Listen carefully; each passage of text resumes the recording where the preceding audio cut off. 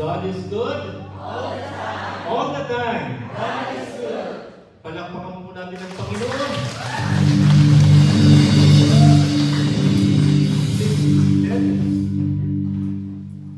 Kumusta naman kayo? How are you? Okay? Happy? Parang kayo gutom. Hindi na kayo makasagot ng maayos. No. But anyway, so thank you for the invitation. We have a very good topic for this workshop, series of workshop. Genesis to Jesus. From a very renowned author, Dr. Scott Hahn. Seminarista pa lang ako dito sa St. Augustine. Nakikinig na ako sa mga talk ni Dr. Scott Hahn. No? Nung una, mabibilis din yung edad ko. Nung una, ginagamit pa cassette. Yung pala yung nabibili. Cassette. Tapos napalitan, nag-improve si Dr. Scott Hahn. Naging CD. So every time na nagdadrive kami, may pupuntahan, may lakad, nakasalang sa CD player yung mga talk ni Dr. Scott Hahn about the Eucharist. And I got so in love with the topic about the Eucharist. No? Not because gusto kong maging pari at the time, but nakita ko yung kahalagahan ng Eucharistia, the body and blood of Christ.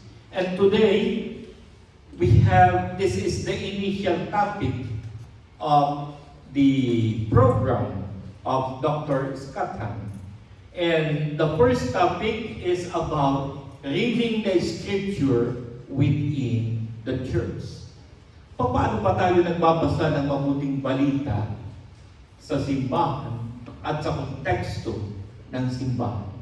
No? How can we read the Word of God in the Mass, or within the Mass, or in the context of the Mass?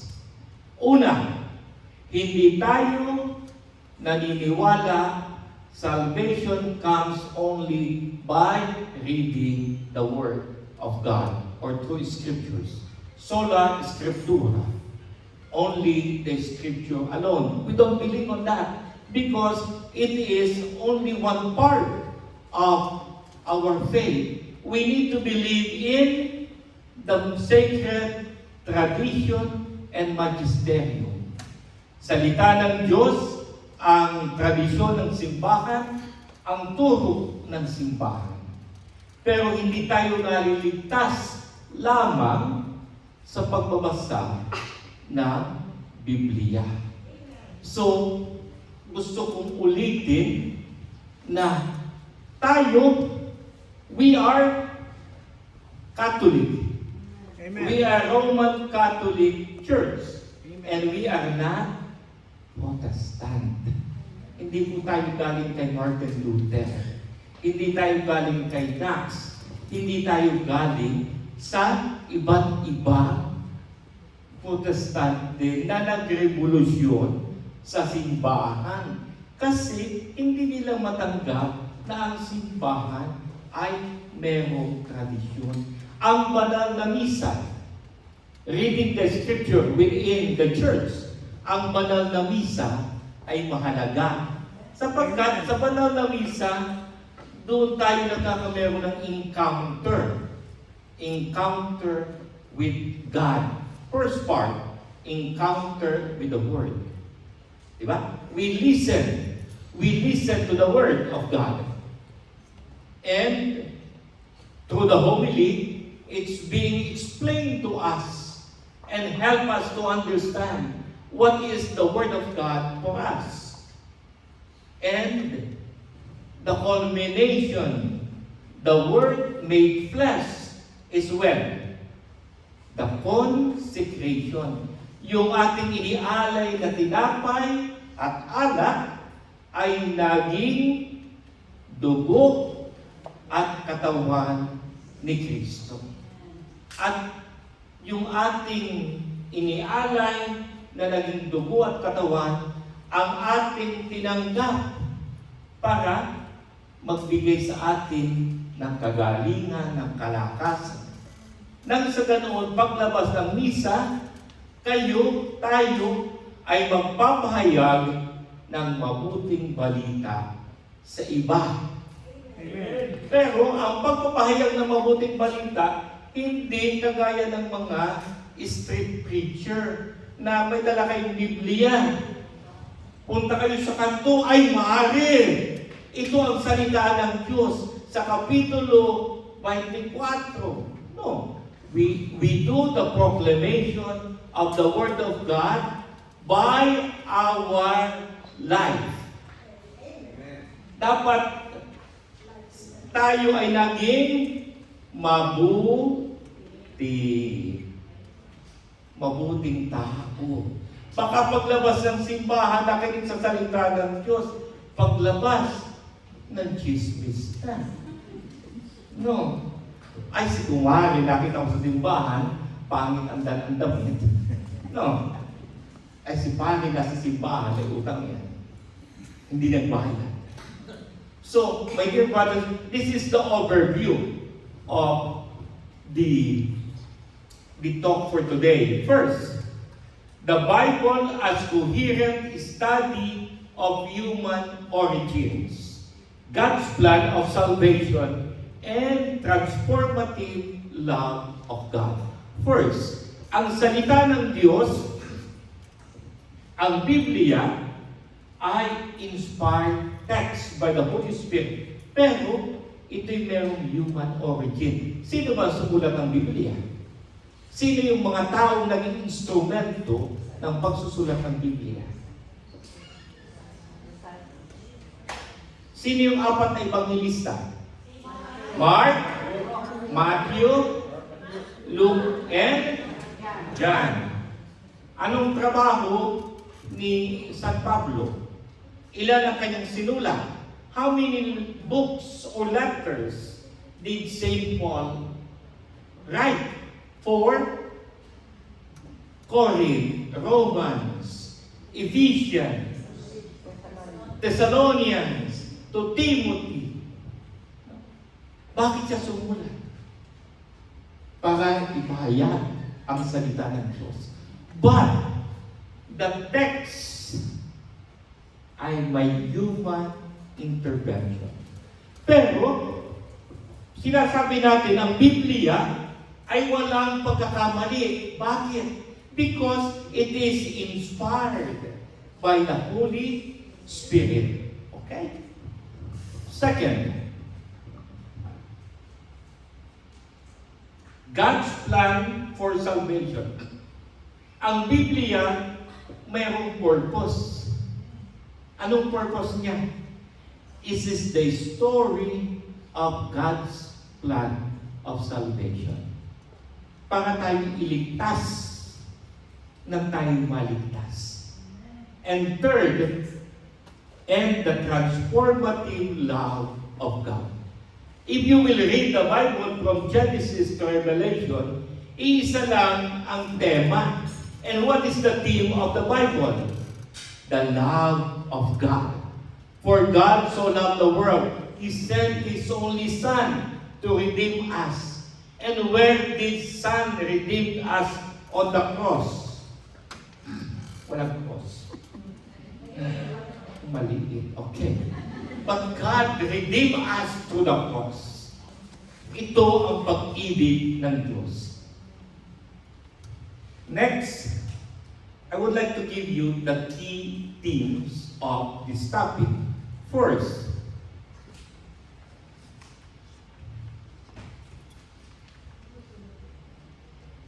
the Bible as our story. The narrative encompasses human origins, the fall, the God's merciful plan, and culminating to Christ's resurrection. Una, ang Diyos ay sumasa atin sa magitan ng isang kwento. Kwento, story. It is the story of love. It is the story of love. Pero galing siya sa human origins. Di ba? Sa Isaiah. Isaiah. Sino ang sumulat ng libro ng Isaías? Okay? Si Joel, si Jeremiah, mga tao yan na pinili at tinawag ng Diyos. Sa panahon, sa kanilang panahon. Pero, sa pagtawag pinili ng Diyos, na-encounter nila ang Diyos. At dahil sa kanilang encounter, na ilagay nila sa kanilang isipan at sa kanilang ginawa, ano bang nangyari?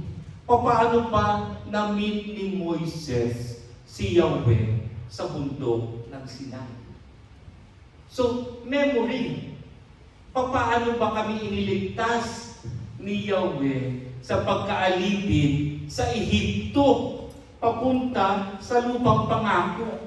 How can we, as people, Israelite people, experience God through these actions?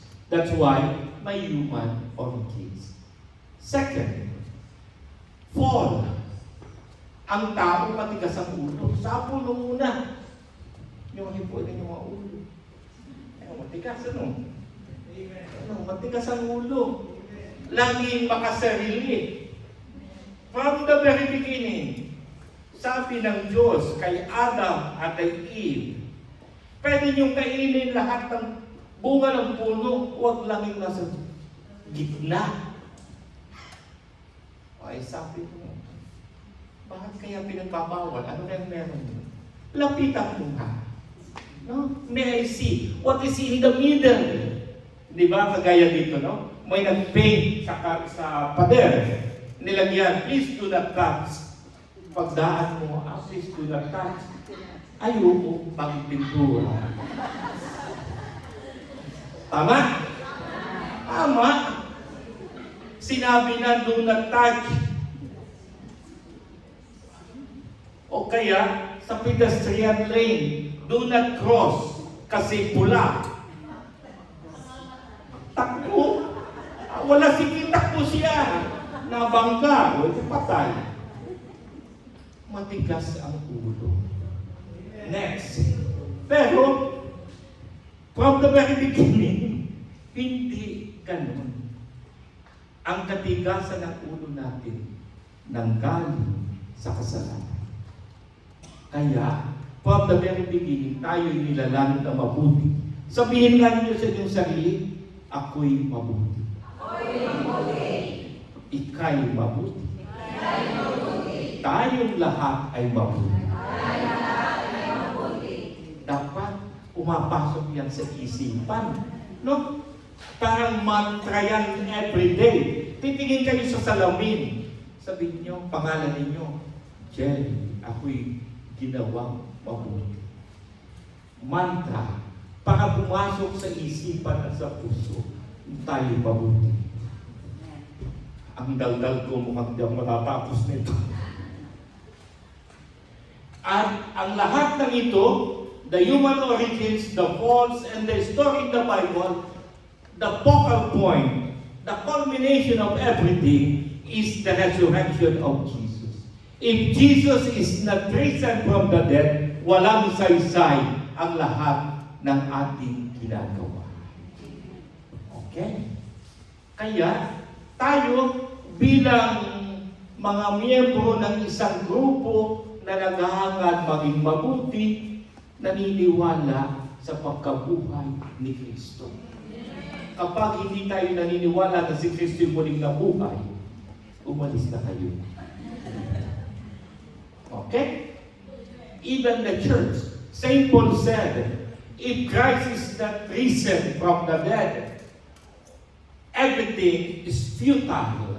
Walang halaga ang lahat kung hindi si Kristo na buhay. Amen? Next. The Old Testament significance. Kanina ipinapaliwanag ko sa inyo. Di ba? At the very beginning, the Bible was written backward. Okay? It is not from Genesis to Revelation. No. The Bible was written backward. Why? Because the Bible, the story of the Bible, was written through the recollection, experience of the person who encountered God in those times. Halimbawa, yung mga apostles, yung mga disipulo, sabi nila, ganito ang nangyari noong panahon ni Kristo. Kasi, we are the witness. Si Kristo nagbuhay ng mga patay. Si Kristo nagpagaling. Kaya, sinulat nila. Hindi naman pwedeng si Kristo ay putok sa buho. Di ba? Si Kristo may magulang. So, ipinanganak si Kristo sa ganito. Kasi, yun ang recollection nila. Hanggang sa umabot, hanggang sa Genesis. Hindi naman pwedeng si Kristo, may pinagmulan si Kristo. Si Haring David. O isang galing si David. O si David, miyembro ng lipi ni Abraham. May pinanggalingan si Abraham. Pero, where did Abraham come from? Saan nga ba galing si Abraham? Sino ang mga magulang ni Abraham? Nanay. Kilala mo? Naabutan mo si Abraham? Hindi na. No. Kilala ninyo ang mga magulang ni Abraham? Hindi nyo kilala? Nakubagsak kayo, ano? Yung ang tanong, meron bang magulang si Abraham? May pinanggalingan. Hindi natin alam kung kanino. Ang sinabi ng salita ng Diyos, from the very beginning, ginawa ng Diyos ang sanglibutan. Ang Ama, ang Anak, at Espiritu Santo ay magkakasama ng lalangin ang mundo. May pinanggalingan si Abraham. Sina Eva at Adan. Saan galing sina Eva at Adan? Saan? Parang nagulo lang yung buhay.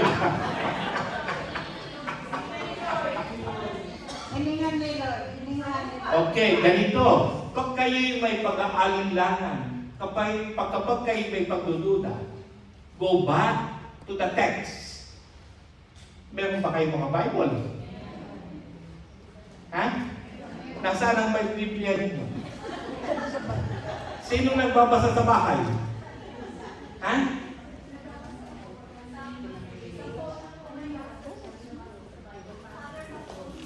Okay, thank you. Nagbabasa ka na rin. O pag ano? Sabi mo sa phone. Okay, sa app. Okay. Sigurado kung may data para makabasa ng Biblia. Hold on.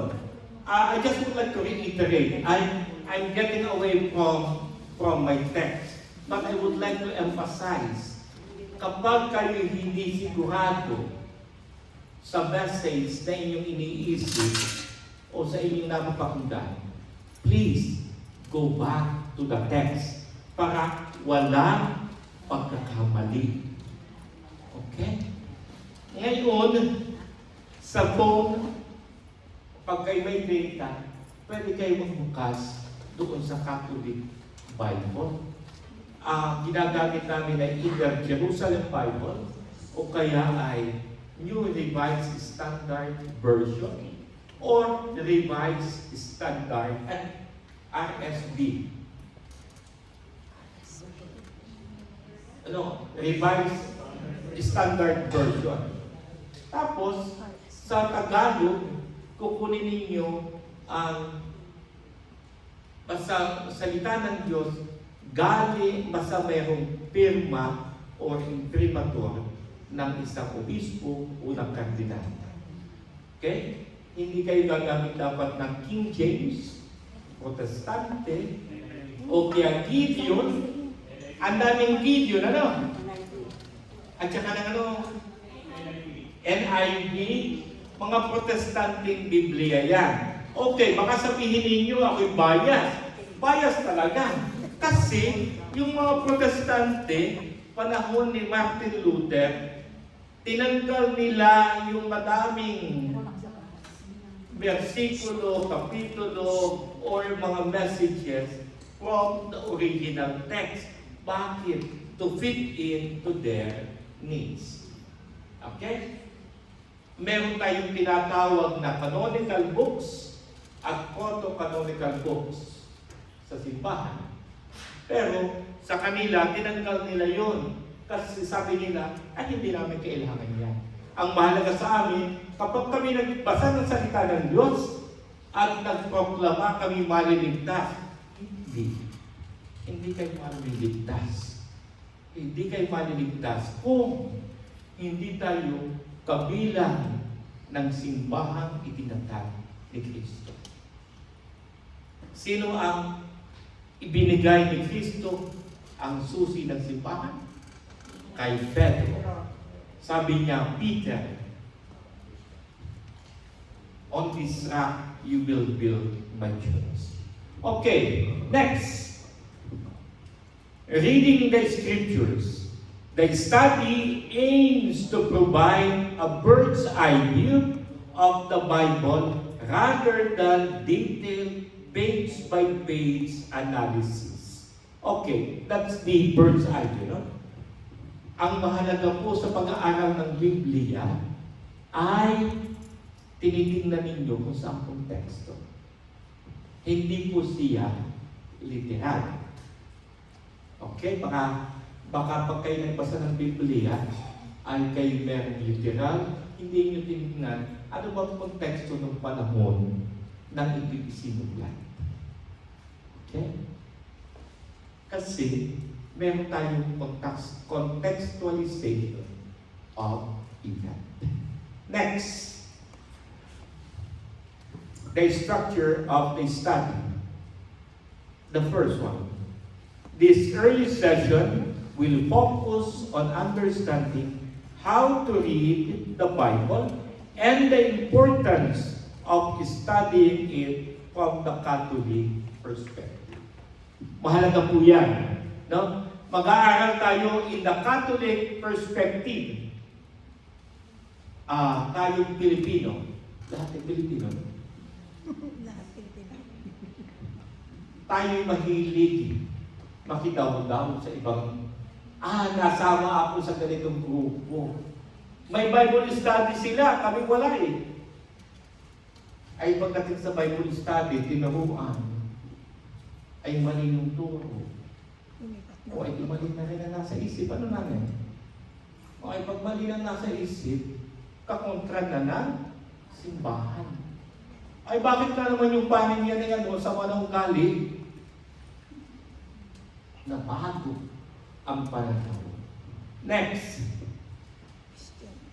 There are two questions to be addressed. Una, why should Catholics study the Bible? Bakit ang mga Katoliko kailangan mag-aral ng salita ng Diyos? Pangalawa, how do Catholics study the Bible? Paano ba kayo mag-aral ng Bible? O sino may Biblia? Sino may dalang Biblia? Very good si Elsa, may Biblia. Okay. Thank you. Tingnan natin kung ito ay Catholic edition.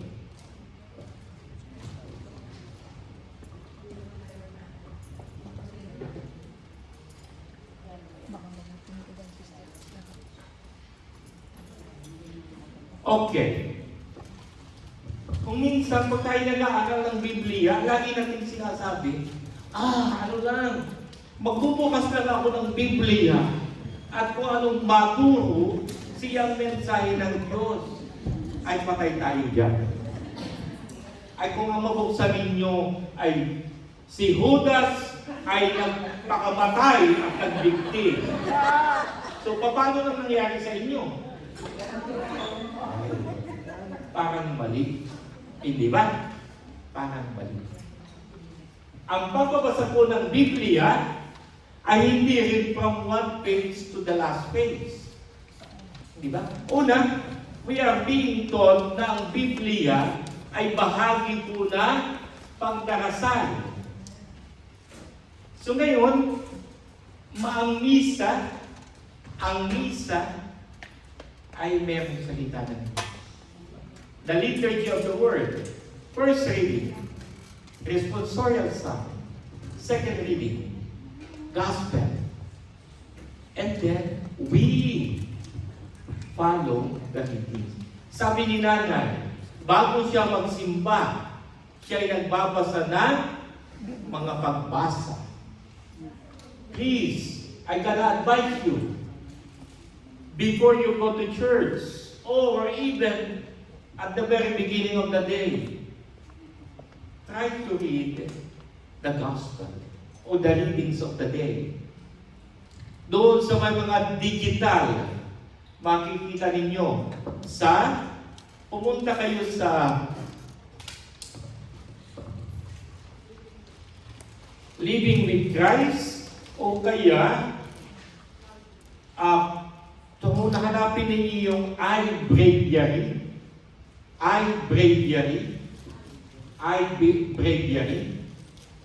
And then sa iBreviary, makikita ninyo doon naroon ang Liturgy of the Hours, which is the Psalms. Ang pagninilay ng mga salmo. Makikita ninyo readings. First reading, second reading, gospel. Yun yung readings of the day. Okay? So, mahalaga na nagdadasal. When I was, nung mga seminarista pa kami, nagpupungyot lang kami sa bus o kaya sa TTC. Minsan yung mga Pilipino galing trabaho, kung ginagawa nila, pag hindi sila nag-rosaryo, nasa phone, nagdakasal sila ng salmo. Nagpapasal sila ng Biblia. First reading. Tapos nakikita ko sila, papunta sila ng St. Michael's Cathedral. In order for us to prepare, that's why should Catholic study the Bible? Because it is the Word of God. Second, it brings us salvation. Okay. Third, it changes our life. Diba? Kapag nagsalita tayo ng Ebanghelyo, nagsalita ng Diyos, ito ay nagbabago. Now, magbasa tayo nitong gospel na ito.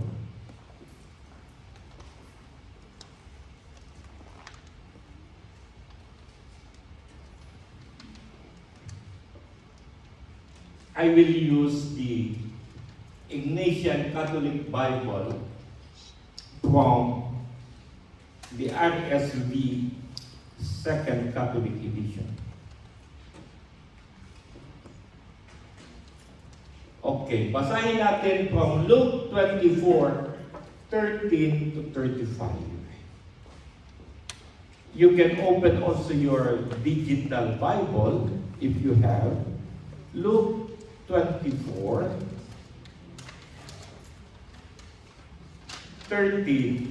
to 35. This very famous reading. The walk or the road to Emmaus. That very day, two of them were going to a village named Emmaus, about 7 miles from Jerusalem, and talking with each other about all these things that had happened. While they were talking and discussing, Jesus himself drew near and went with them, but their eyes were kept from recognizing him. And he said to them, "What is the conversation which you are holding with each other as you walk?" And they stood still, looking sad. Then one of them, named Cleophas, answered them, "Are you the only visitors to Jerusalem who does not know the things that have happened there in their states?" And he said to them, "What things?" And they said to him, "Concerning Jesus of Nazareth, who was a prophet, mighty in deed and word before God and all the people, and how our chief priests and rulers delivered him up to be condemned to death and crucified him. But we had hoped that he was the one to redeem Israel. Yes, and besides all this, it is now the third day since this happened. Moreover, some women of our company amazed us. They were at the tomb early in the morning, and they did not find his body. And they came back saying they had even seen a vision of angels, which said that he was alive. Some of those who were with us went to the tomb and found it just as the women had said. But him they did not see. And he said to them, "O foolish men, and slow of heart to believe that all the prophets have spoken. Was it not necessary that Christ should suffer these things and enter into his glory?" And beginning with Moses and all the prophets, he interpreted to them in the scriptures the things concerning himself. So they drew near to the village to which they were going. He appeared to be going farther, but they constrained him, saying, "Stay with us, for it is towards evening, and the day is now far spent." So he went in to stay with them. When he was at the table with them, he took the bread, blessed and broke it, and gave it to them. And their eyes were opened, and they recognized him, and he vanished out of their sight. They said to each other, "Did not our hearts burn within us when he talked to us on the road, while he opened to us the scriptures?" And they rose the same hour and returned to Jerusalem. And they found the 11 gathered together, and those who were with him, who said, "The Lord has risen indeed, and he appeared to Simon." Then they told what had happened on the road, and how he was known to them in the breaking of the bread. The Gospel of the Lord. Praise you, Lord.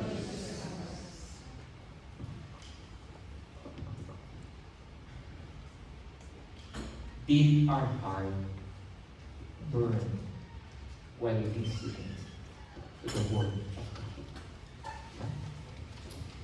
Ito po yung sagot doon sa ating pinag-uusapan. Bakit ba mahalaga? Why the Scripture is important. First, it explains everything concerning Jesus. The prophets, the Pentateuch. Ang Pentateuch is the 5 books of the Bible. The first 5 books. Ano yung 5 libro? Okay, kahit magkakaiba na order. First, Exodus, Leviticus, Deuteronomy, dalawa pa. Another 2. Huh? Genesis. Ano pa? Kulang na isa. No. The first 5 books of the Bible. Kulang na isa. Genesis. Numbers. Very good. We will put it chronologically.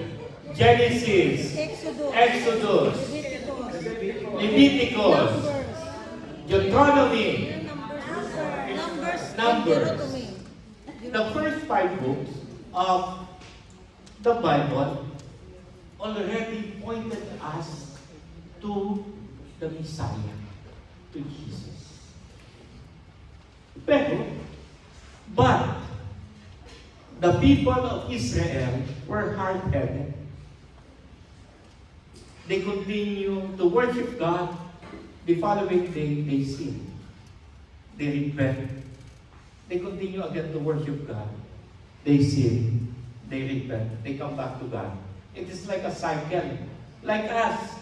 Oh, I praise the Lord. And then after the pagkakasala, mangungumpisan. Pagkatapos ng kumpisan, balik na ulit sa kasalanan.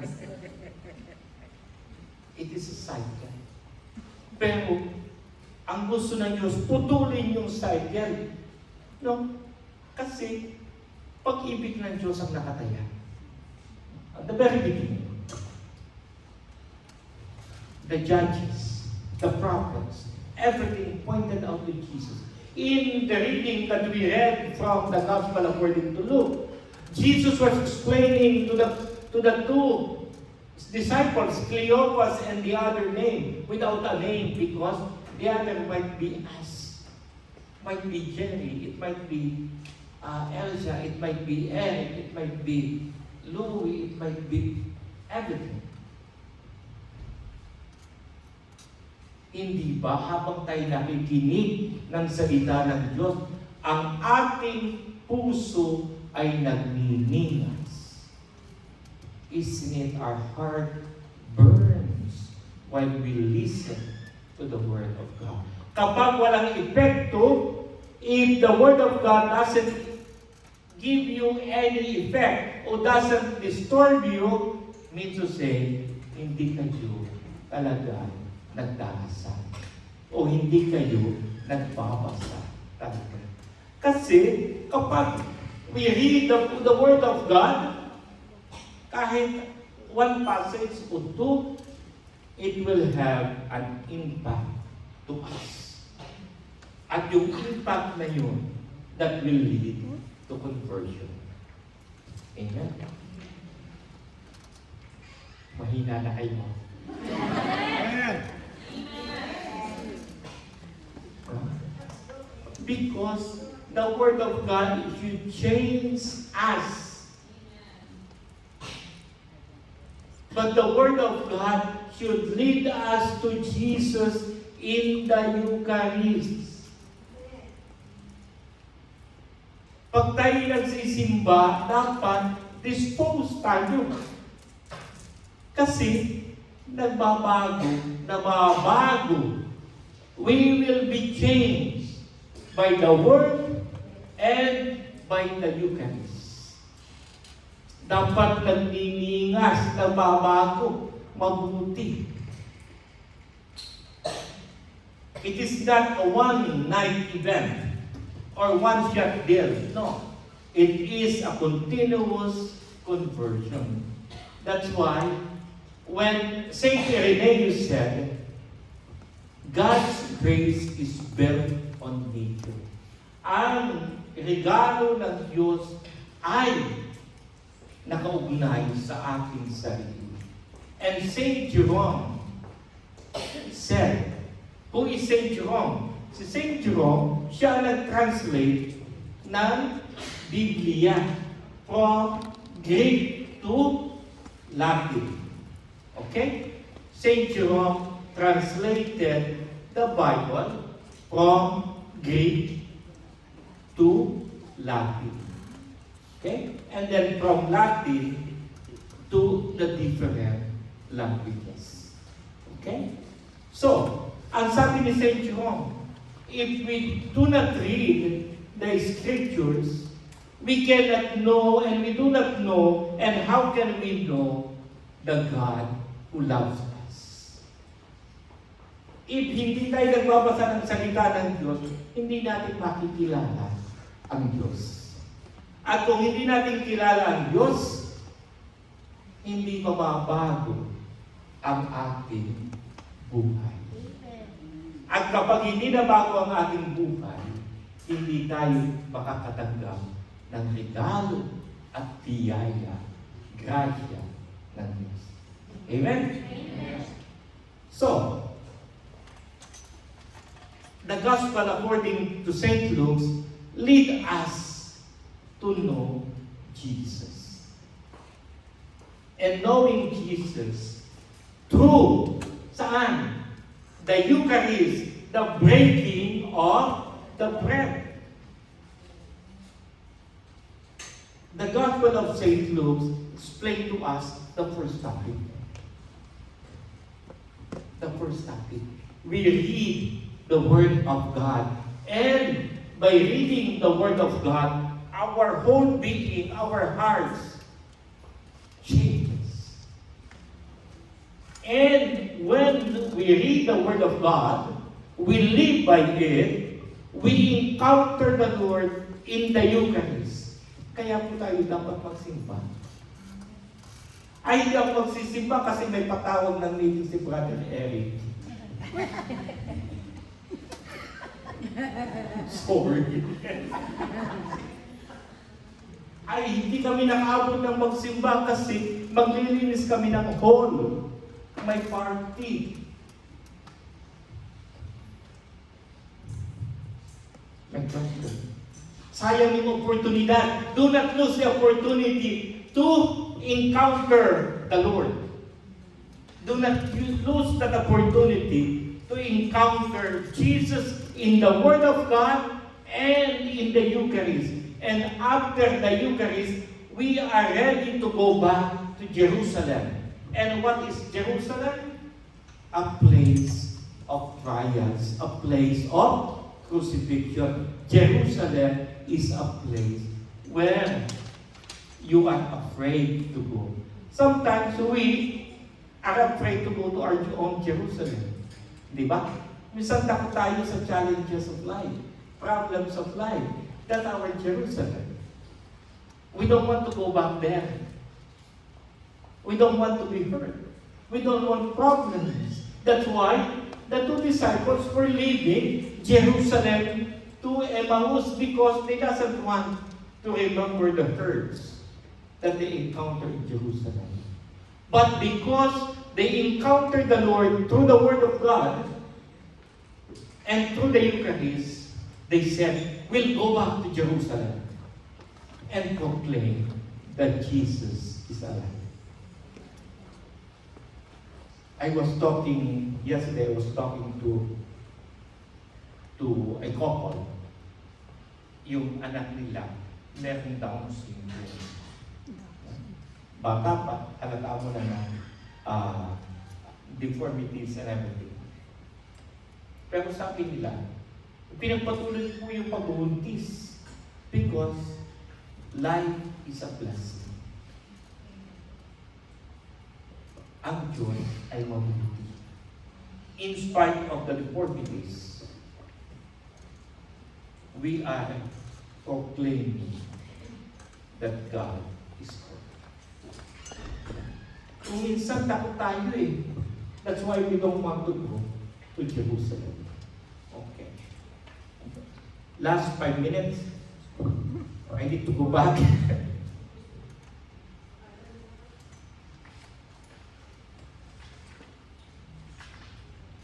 And what is the foundation of the Scripture? Emphasizes the role of the Mass in understanding the Bible as illustrated in the disciples on their road to Emmaus.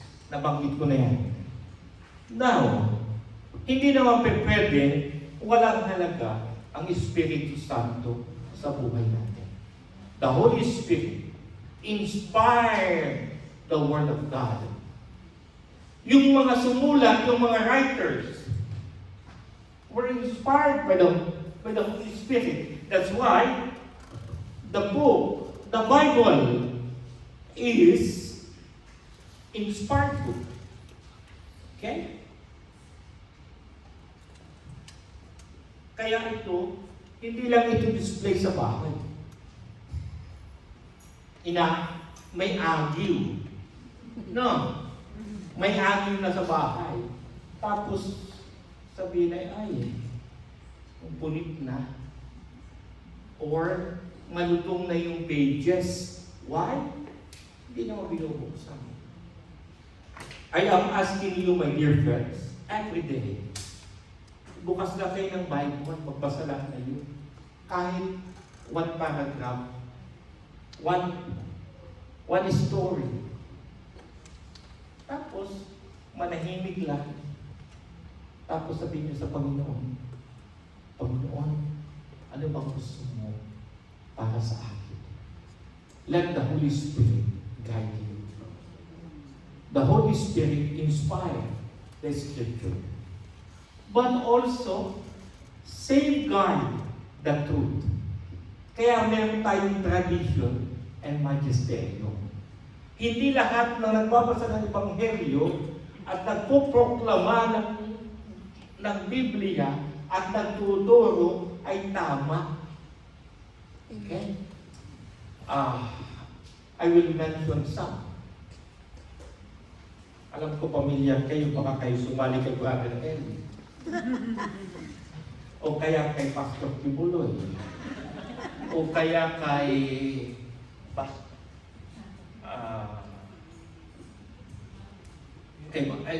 kay Manalo, walang hindi iba ang Biblia niya. Pero yung mga Protestante o yung Lord is Jesus is Lord movement. Yung mga pastor nag-aaral ng Biblia for their context. Ang ginagawa nila, minememorya ang verses na kailangan nila sa debate. Pero tayo mga Katoliko, hindi ganon. Kaya kung minsan tayo tago sa debate. Bakit? Pag nabasahan ka ng Biblia at nabanggit sa iyo ang verses and chapter na hindi mo alam, sabi mo, ay tama ka, brother. Sige, sama na po ako sa iyo. Magpapabinyag na po ako kasi hindi ko naman alam. Sorry for the word, kasi po, tama ako. Hindi po ako nagbasa ng salita ng Diyos. At sinabi ko, ako'y Katolikong sarado, pero hindi alam ang binabasa. Okay? So mahalaga po na tayong Katoliko, kayo nasa leaders ng isang renewal, ay nag-aaral. So ito lang yung introduction pa lang itong ginagawa natin. Along the way, meron itong specific lectures. Yung napa-assign sa akin ay overview. Okay? May salvation history. Kailangan yung pag-aralan. Kailan ba nabuwag? Kailan ba nabuwag ang Jerusalem? Kailan nahagi ang Israel?